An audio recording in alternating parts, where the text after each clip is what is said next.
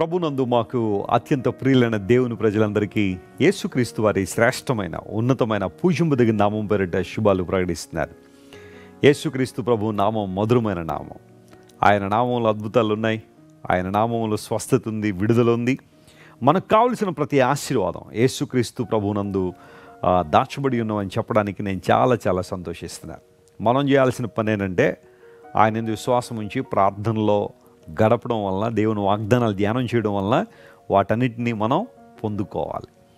ఆధ్యాత్మిక జీవితంలో మీరు అందరూ పటిష్టంగా ఉండాలని మీకోసం ప్రతిరోజు బలమైన ప్రార్థనలు జరుగుతున్నాయి. క్రైస్ట్ వర్షిప్ సెంటర్లో జాన్ వెస్లీ మినిస్ట్రీస్ అనే ఈ యూట్యూబ్ ఛానల్లో ఫ్యామిలీ మెంబర్స్కి ఉన్న మిమ్మల్ని అందరిని బట్టి మేము ప్రభువును స్తుతిస్తున్నాం. మీలో చాలామంది చక్కని సాక్ష్యాలు చెబుతున్నారు. ప్రతిరోజు ఒక వాగ్దానం ద్వారా దేవుడు మమ్మల్ని బలపరుస్తున్నాడని మీరు ఇస్తున్న సాక్ష్యాలను బట్టి నేను మనస్ఫూర్తిగా దేవుణ్ణి స్తుతిస్తూ ఉన్నాను. ఈరోజు వాగ్దానం కొరకు పరిశుద్ధ గ్రంథాలు తెరిచి యెషయా గ్రంథం 14వ అధ్యాయం 24వ వచనాన్ని చదువుకుందామా?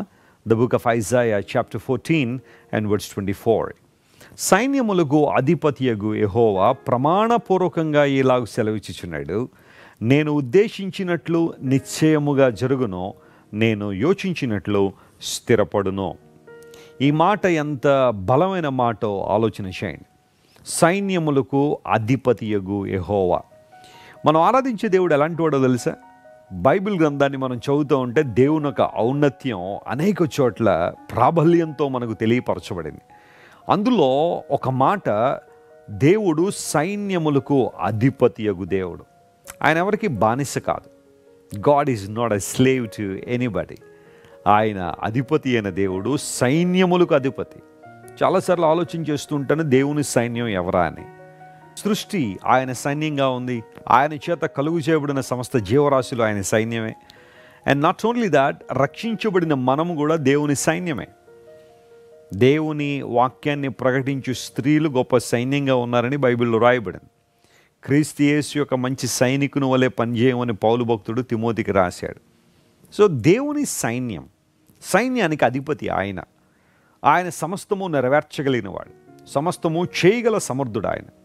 ఇప్పుడు ఆయన మాట్లాడుతూ అంటున్నాడు, ప్రమాణపూర్వకంగా దేవుడు ఇలాగ సెలవిచ్చుచున్నాడు. ఆయన మామూలుగా మాట్లాడితేనే ఆ మాటకు చాలా విలువ ఉంది. మాట తప్పనివాడు. ప్రమాణపూర్వకంగా మాట్లాడుతున్నానంటే ఆ మాటకు తిరుగులేదని అర్థం. ఇంకా భరోసా మనకిస్తున్నాడు, ఇంకా గ్యారంటీ మనకిస్తున్నాడు.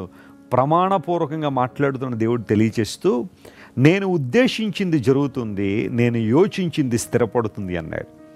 ఈరోజు నీ జీవితంలో చాలామందికి చాలా ఉద్దేశాలు ఉండొచ్చు. అయితే ఆ ఉద్దేశాలు జరుగుతాయో లేదో తర్వాత సంగతి, కానీ దేవుని ఉద్దేశాలు నీ జీవితంలో జరిగించాలని దేవుడు ఆశిస్తున్నాడు. రక్షించబడిన మనం, యేసు ప్రభు రక్తం ద్వారా మన జీవితాలు కడుక్కున్న మనం, ఆయన చేతులకు మన జీవితాలు అప్పగించుకున్నప్పుడు మన జీవితాల్లో నెరవేరేది దేవుని సంకల్పం, ఆయన ఉద్దేశం. మనకు చాలా ఆశలు ఉండొచ్చు, కోరికలు ఉండొచ్చు, మన గురించి చాలామంది రకరకాల ఆలోచనలు కలిగి ఉండొచ్చు. కానీ మన జీవితాలు ప్రభు చేతిలో పెట్టినప్పుడు ఆయన ఉద్దేశం ఎప్పుడు కూడా గొప్పదే, ఎప్పుడు ఉన్నతమైందే. యెరెమీయా 29:11 అదే అంటాడు కదా, నేను ఉద్దేశించిన సంగతులు నేను ఎరుగుదునో, రాబో కాలంలో మీ అందరికీ నిరీక్షణ కలుగునట్లుగా నేను మీ పట్ల ఉద్దేశించిన సంగతులన్నీ సమాధానకరములైనవే కానీ హానికరములు కాదు అన్నాడు. స్తోత్రం చెప్పండి, హల్లెలూయా. God knows his plans for you. నీ పక్షాన దేవుని కొన్ని ఉద్దేశాలు, ప్రణాళికలు ఆయనకు తెలుసు. ఆయన మర్చిపోలేదు వాటిని. చాలాసార్లు కష్టం వచ్చినప్పుడు, లేదా నష్టం వచ్చినప్పుడు, ఏదైనా ఇబ్బందులు ఇరుక్కుపోయినప్పుడు, ప్రతికూల వాతావరణాల మధ్య మనం ఉన్నప్పుడు, ఏమో దేవుని ఉద్దేశాలు ఏమైపోతున్నాయండి, ఆయన యోచనలు ఏమైపోతున్నాయి అన్న అనుమానం, మీమాంస మన హృదయాల్లో రావచ్చు. ఆ పర్టికులర్ టైంలో దేవుని వాగ్దానాలు మనం జ్ఞాపకం చేసుకోవాలి. యోసేపు జీవితాన్ని పరిశీలన చేస్తే యోసేపుకు దర్శనాలు వచ్చాయి, కళలు వచ్చాయి. వాటిల్లో దేవుడు యోసేపును హెచ్చించినట్టుగా యోసేపు చూశాడు. అయితే యోసేపును తీసుకెళ్ళి గోతులో పడేసినప్పుడు, లేదా పరదేశులకు అమ్మేసినప్పుడు, యోసేపులో బహుశా ఎక్కడైనా ఒక ఆలోచన వచ్చి ఉండొచ్చేమో, నాకు వచ్చిన దర్శనాలు ఏంటి, లేదా నాకు వచ్చిన కళలు ఏంటి, ఇప్పుడు నా జీవితంలో జరుగుతున్న పరిస్థితులు ఏంటి అని ఒక అనుమానం బహుశా యోసేపు జీవితంలో ఉండొచ్చు. కానీ యోసేపు జీవితాన్ని మనం జాగ్రత్తగా పరిశీలన చేస్తే, ఒకనాడు యోసేపును దేవుడు సింహాసనం మీద కూర్చుండబెట్టినప్పుడు యోసేపు ఇదే అనుకుని ఉంటాడు, చాలామంది దేవుని ప్రణాళికలను చెడగొట్టాలని ప్రయత్నం చేశారేమో, కానీ నా దేవుడు ఎట్టకేలకు తన ఉద్దేశాలు నెరవేర్చాడు అని యోసేపు సంతోషించాడు. ఈరోజు బహుశా చాలామంది నీ పట్ల ఒక రాంగ్ ప్లాన్ కలిగి ఉన్నారేమో, ఒక చెడు ఉద్దేశాలు కలిగి ఉన్నారేమో, నిన్ను పాడు చేయాలని, నిన్ను నష్టపరచాలని, నిన్ను ఇబ్బందుల్లోకి నెట్టేసేయాలని, నువ్వు ఏడుస్తుంటే చూడాలని, నువ్వు దుఃఖపడుతూ ఉంటే సంతోషించాలని చాలామంది నీ గురించి ఆలోచనలు కలిగి ఉన్నారేమో. దేవుని సేవకునిగా ప్రకటిస్తున్నాను, ఆ ఆలోచనలు ఏమీ కూడా దేవుడు జరగనివ్వడు. ఆమేన్, ప్రైజ్ ది లార్డ్. నిన్ను నష్టపరచాలనుకుంటున్న నీ ఆఫీస్లో ఉన్న సభ్యులు ఏదైతే నీ గురించి ఆలోచన చేస్తున్నారో దేవుడు వాటిని జరగనివ్వడో. ఆయన నిన్ను హెచ్చించే దేవుడు, నిన్ను బలపరిచే దేవుడు. ఆయన యోచించింది నీ జీవితంలో జరగాలని ప్రభువు ఆశిస్తున్నాడు. ఆయన యోచించింది స్థిరపడుతుంది. ఎందుకంటే దేవుని యోచన ఎప్పుడు కూడా శ్రేష్టమైందే. నీవు నేను చేయాల్సింది ఏంటంటే మన జీవితాల్లో దేవునికి సంపూర్ణంగా మన జీవితాల్లో అప్పగించాలి.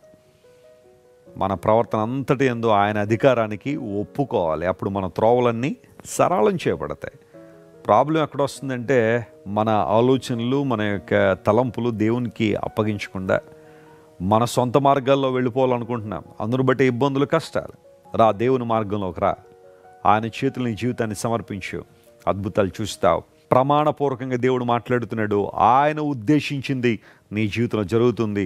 ఆయన యోచించింది స్థిరపడుతుంది. మనుషుల మాటలకు కానీ, వారి యొక్క ఛాలెంజ్లకు కానీ, లేకపోతే మనుషులు ఎలా అనుకుంటున్నారు, అలా అనుకుంటున్నారని భయపడాల్సిన పనే లేదు. ఎందుకంటే నీ దేవుడు నీ పట్ల ఎప్పుడు ఉన్నతమైన ప్రణాళికలే కలిగి ఉన్నాడు. వాటిని నెరవేర్చడానికి దేవుడు సామర్థ్యం కలిగిన వాడు. Praise the Lord. కళ్ళు మూసుకొని చిన్న ప్రార్థన. ప్రేమగల తండ్రి, ఈరోజు మీరు మాతో మాట్లాడిన వాగ్దానాన్ని బట్టి నీకు స్తోత్రాలు. మా ప్రియులు ఎంతమంది అయితే కలవరంలో ఉన్నారో, ఆందోళనలో ఉన్నారో, ఏమైద్దో, వాళ్ళు వీళ్ళు సవాలు చేస్తున్నారు, ఇబ్బందులు పాలు చేస్తామని చెబుతూ ఉన్నారు, మా పరిస్థితి ఏంటో అని ఎంతమంది అయితే కలవరపడుతూ బాధపడుతున్నారో వారందరూ మీరు ముట్టండి, లేవనెత్తండి. నీవు యోచించినది స్థిరపడుతుందని, నీ ఉద్దేశంలో నెరవేరుతాయని నీ వాక్యంలో ప్రభువా మీరు రాయించారు. మా అందరి జీవితాల్లో నీ ప్రణాళికలు నెరవేర్చండి, అద్భుతాలు చేయండి. ఘనత మహిమ నీకే చెల్లిస్తూ యేసుక్రీస్తు నామం పేరిట అడిగి వేడుకొనిచున్నాం తండ్రి. Amen, amen. God bless you dear friends. Have a wonderful day. Christ worship centre ఓ బలమైన సంఘ ఉద్యమం. కొన్ని సంవత్సరాల క్రితం కేవలం 2 ప్రారంభించబడిన పరిచర్య నేడు ప్రపంచవ్యాప్తంగా లక్షలాది మందిని ప్రభావితం చేయుచున్నది.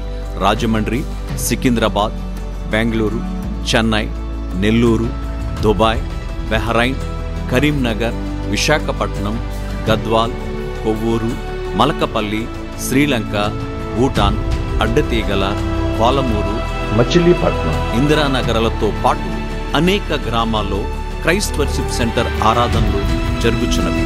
వాక్య సంబంధమైన ఉద్యమంలో, పరిశుద్ధాత్మ సంరక్షణలో కొనసాగాలనుకునే ప్రతి ఒక్కరికి మా ప్రేమపూర్వక ఆహ్వానాన్ని అందిస్తున్నాము. రండి, ఆత్మతో సత్యముతో ప్రభువైన యేసుక్రీస్తును ఆరాధిద్దాం. మీరు ఇంతవరకు విన్న దైవ సందేశం మరియు దేవుని సేవకులు చేసిన ప్రార్థన మీకు ఆశీర్వాదకరముగా ఉన్నదని విశ్వసించుచున్నాము.